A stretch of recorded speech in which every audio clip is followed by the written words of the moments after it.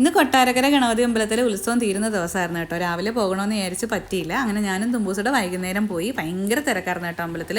തുമ്പൂസ് ഉണ്ണിയപ്പത്തിൻ്റെ രസീതൊക്കെ Q നിന്ന് വാങ്ങിച്ചു കേട്ടോ. പിന്നെ ഞങ്ങൾ അമ്പലത്തിൽ കയറി തൊഴുതിട്ടിറങ്ങി. അമ്പലത്തിൽ നല്ല തിരക്കായിരുന്നു കേട്ടോ. അങ്ങനെ തുമ്പൂസ് ഉണ്ണിയപ്പമൊക്കെ ക്യൂ നിന്ന് വാങ്ങിച്ചു. അങ്ങനെ ഞങ്ങൾ പുറത്തിറങ്ങി. അമ്പലമൊക്കെ നല്ല രീതിക്ക് ദീപാലങ്കാരങ്ങളൊക്കെ ചെയ്തിട്ടുണ്ടായിരുന്നു കേട്ടോ.